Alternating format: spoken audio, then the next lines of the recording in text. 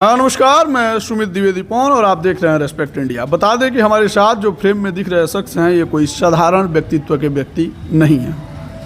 आपको बताते चले कि बिहार बीजेपी के एक अभिन्न अंग हैं और गोपालगंज जिला में ये एक अपना खास पहचान रखते हैं। साथ ही साथ आपको बता दें कि जो थामे दुर्गा मंदिर जो न्यास समिति है उसके भी कार्यकारिणी सदस्य हैं। फिर आपको बता दें कि यहाँ पे जो मुखीराम उच्चतर विद्यालय जो है थामे में, इसके भी एक कार्यकारिणी सदस्य हैं। साथ ही साथ आपको बता दें कि इनकी जो जितनी उम्र हुई इससे ज़्यादा इनकी कलाकृतियाँ हैं।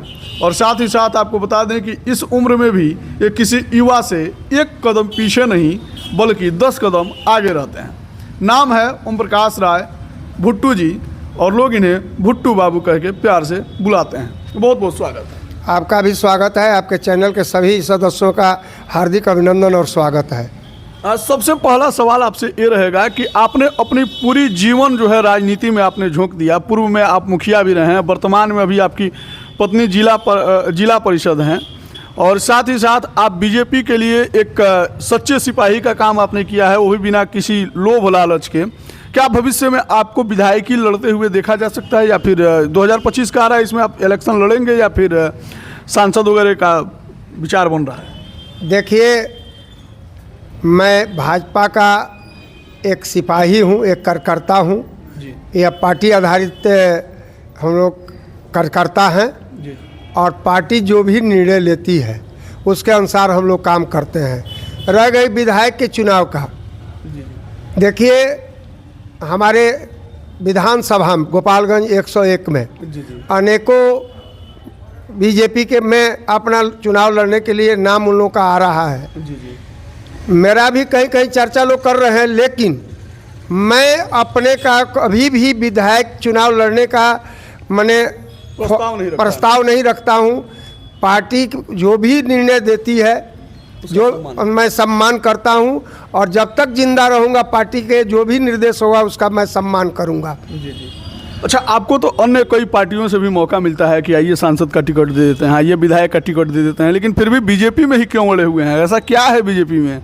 देखिए, यहाँ सांसद का जो सीट है वह अनुसूचित जाति का सीट है। रह गई विधायक सामान्य सीट है। यहाँ पार्टी के लोग हमसे बहुत बात करते हैं, अनेक पार्टी के लोग भी हमसे चर्चा करते हैं, लेकिन हम देश में सबसे अच्छा पार्टी कोई है तो भारतीय जनता पार्टी है और सनातन का रक्षा करने वाला अगर पार्टी है तो भारतीय जनता पार्टी है। इस लिहाज से मैं उस पार्टी में हमेशा अपना योगदान देता रहता हूं और जिंदा रहूंगा तब तक रहूंगा। यानी कि यूँ कहा जा सकता है सनातन के रक्षा के लिए कई गो मंत्री विधायक का पद मतलब आप ठुकरा देंगे? हाँ, इसके लिए हम मंत्री, देखिए जब हमारे कर्म में जब मेरा जन्म 10/10/66, हम 1981 में मैट्रिक किए, 1983 में ISC किए, 1985 में BA किए। हम कॉलेज के जीवन में भी हम छात्र संघ में रहे। उसके बाद से जब निकले तो सामाजिक काम में निकले।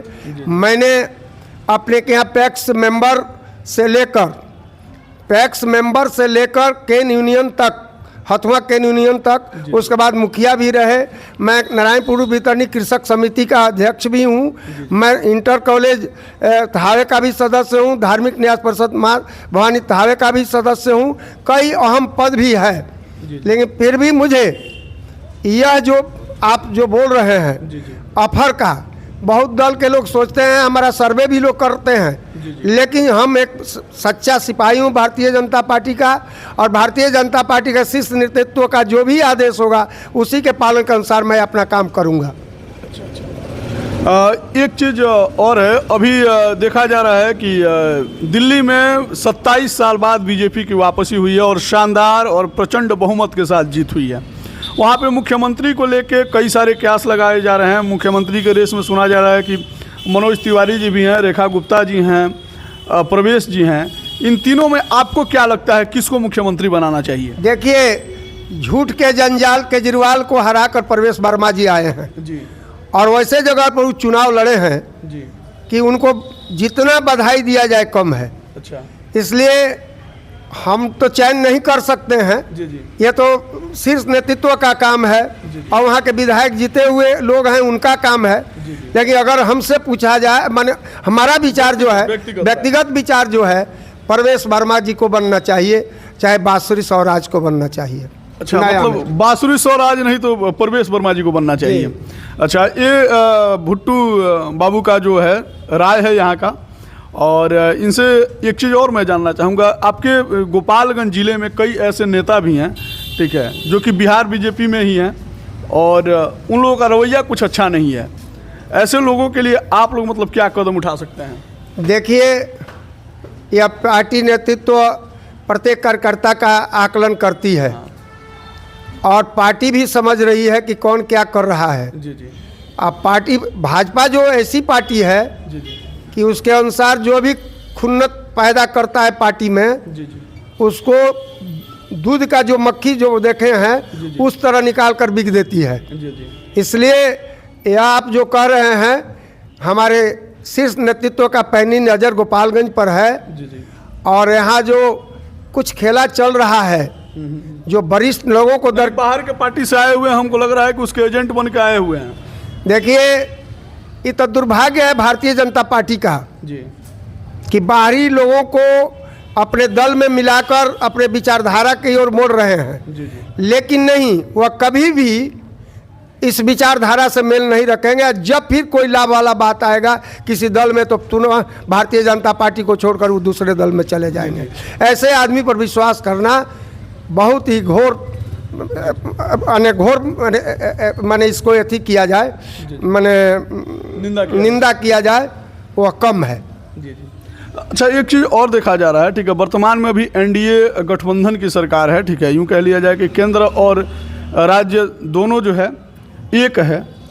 नीतीश कुमार जी मुख्यमंत्री हैं, लेकिन फिर भी अपने गोपालगंज की जो स्थिति है अपराध के क्षेत्र में देखा जा रहा है, तो आए दिन कहीं लूट हो रही है, कहीं चोरी हो रही है। हाल फिलहाल में आपको बता दें कि आपके बगल के ही पंचायत में 2-5 साल के बच्चियों का निर्मम हत्या हो गया है, ठीक है, इस पर आप क्या कहेंगे? देखिए, मैं उस निर्मम हत्या से खुद मर्माहित हूँ। उसका जितना भी निंदा किया जाए कम है और प्रशासन से मेरा मांग है कि जो भी दोषी हो तो यथाशीघ्र गिरफ्तारी हो और फांसी का सजाए हो, क्योंकि 2 अवोध बालिका किसी का बिगाड़ी नहीं थी, उससे दुश्मनी कोई नहीं था। हमसे आपसे हो सकता है, लेकिन वो बालक से कोई दुश्मनी नहीं हो सकता है। ऐसे स्थिति में जो गोपालगंज में अपराध का दायरा बढ़ रहा है, विशेषतः मैं अपने प्रशासन से, जिला प्रशासन से मांग करता हूं कि इस पर जल्द से जल्द अंकुश लगाया जाए। जी जी नहीं तो यह आने वाले समय में यह सरकार के हित में जनता नहीं सोच सकेगी। कहने वाले लोग ग्राउंड पे भी कह रहे हैं कि अब गोपालगंज का नाम जो है गोलीगंज कर देना चाहिए, क्योंकि यहाँ पे अपराध जो है चरम सीमा पे है और अपराधी जो है एकदम खुले घूम रहे हैं। जो ये बोल रहे हैं वह अपने पिताजी और माताजी के शासन को देख लिए होते जी जी कि 15 बरस क्या लोग भोगे हैं और क्या यह उनका गृह जिला रहा है। जी जी और यहाँ हम लोग जब चलते थे घर से, हम लोग जनप्रतिनिधि भी थे उस समय, जब घर से निकलते थे तो घर के लोग कहते थे कि बाबू समय से चले आना, नहीं तो कुछ भी हो जाएगा। उससे तो बहुत अच्छा मेरा यह सुशासन है, बड़ा परिवार है, बड़ा लोग है, कहीं ना कहीं घटना दुर्घटना हो सकता है। लेकिन अपने एसपी साहब से कहना चाहूँगा, और एसपी साहब जो ये जोगी पैटर्न पर जो काउंटर शुरू किए हैं, वह काउंटर एकदम होना चाहिए जिला में, ताकि अपराध को रोका जा सके, और यही मुख्य उपाय है जोगी के तरफ। अच्छा, इस बार जो अपना बिहार है, ठीक है, बिहार विधानसभा का इलेक्शन नज़दीक है, इसमें इस बार मुख्यमंत्री का चेहरा बदलेगा या फिर नीतीश जी ही रह जाएंगे? नहीं, हमारा पार्टी नेतृत्व का निर्देश है कि हम लोग एनडीए के सरकार बनाएंगे और वह नीतीश कुमार जी के अगुवाई में ही हमारी सरकार बनेगी। यानी कि फिर नीतीश कुमार जी ही मतलब मुख्यमंत्री बनेंगे? अच्छा काम कर रहे हैं, ईमानदार व्यक्ति हैं। देखिए, एक हम थावे का उदाहरण आपको देना चाह रहे हैं। एनडीए सरकार का नीतीश जी के नेतृत्व में, हमारा सम्राट चौधरी विजय सिन्हा के नेतृत्व में जो सरकार चल रही है एनडीए का, देखिए, एक थावे एक छोटा ब्लॉक है, 11 पंचायत का ब्लॉक है, यहाँ महिला पॉलिटेक्निक कॉलेज बन गया, पढ़ाई भी शुरू है, यहाँ अमृत स्टेशन में जो चयन पूरे भारत में, उसमें थावे का भी चयन किया गया है, बन भी रहा है, सुंदर भी लग रहा है। हमारे सावेया, हमारे माननीय सांसद के आलोक कुमार सुमन के अथक प्रयास से सावेया हवाई अड्डा का कार्य भी हो रहा है। हमारे थावे माता रानी को पर्यटन स्थल में विकसित किया जा रहा है। आप एक बात जानिए, मेरे विधानसभा में आदरणीय कुसुम देवी विधायक जी के नेतृत्व में, उनके मार्गदर्शन में, उनके मांग पर और हम लोगों के सहयोग से, हम लोग जिला परिषद के प्रतिनिधि होने के नाते हर बात उनको बताते हैं। 47 रोड स्वीकृत हुआ है जो माने अनुकरणीय है, और 27 रोड 47 गलत बोल दिए हैं, 47 रोड स्वीकृत हुआ है, और 47 रोड जो स्वीकृत हुआ है काम भी लग गया है परसेंटेज रोडों में, यानी कि काम हो रहा है। काम हो रहा है।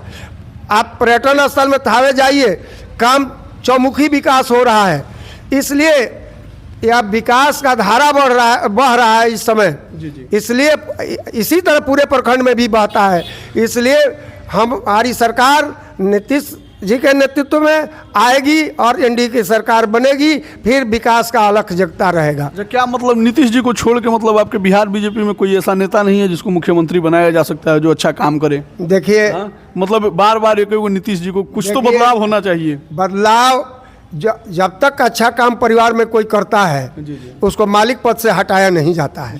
लेकिन नीतीश जी तो पलटते रहते हैं, क्या गारंटी है कि इस बात? देखिए, जब उनके मान सम्मान पर कोई बात आता है, वो बहुत स्वाभिमानी व्यक्ति हैं, और सबसे स्वाभिमान उनका ईमानदारी है। कोई आज तक माई का लाल पैदा नहीं हुआ कि उनके ईमानदारी पर, उनके विकास कार्य पर उंगली उठा देगा।